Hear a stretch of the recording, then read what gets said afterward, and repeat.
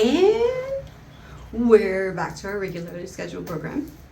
Hi, I'm Niki You probably know this by now if you're already at my channel. Today we're going to talk just briefly about how it is that I was inspired to change my life through my encounters with the people in the Philippines. Before I went, my faith and my sense of self-worth were 0 to none. By the time I left after my 3-week visit, 2 to 3 week visit, my faith was unshakable. Not just because of the signs and the gifts that led me to the right places at the right time, but to the people themselves, to the culture. Because I went in with preconceived notions. Having come from a first world country, going into a developing nation, I thought I knew what to expect.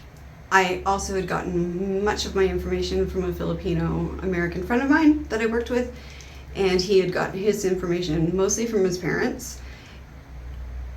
And so I had an idea. No, I was convinced that I knew what I was going to do and why I was going there, and there was so much ego around that idea. And when you read the first parts of the book, we talk about, you know, the need for a revolution, the need for the people to be free. But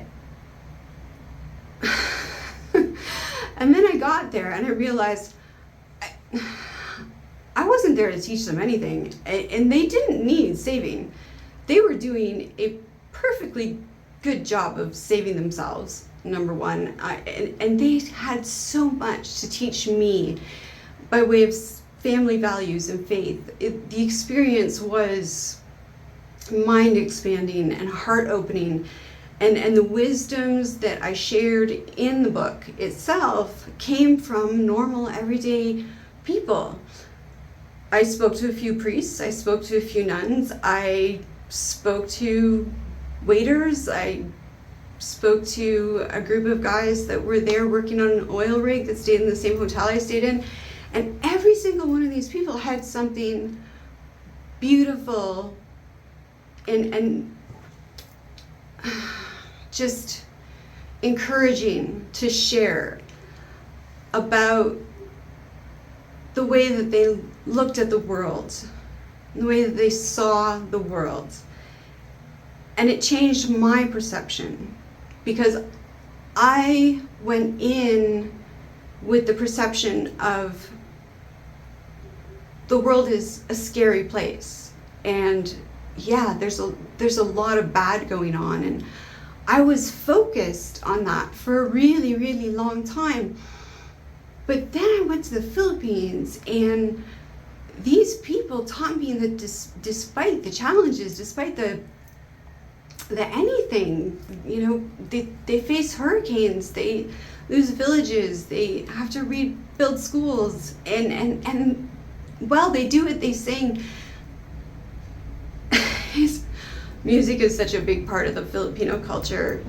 Even in the tiniest villages, they have karaoke machines. And it is a truly magical place to visit.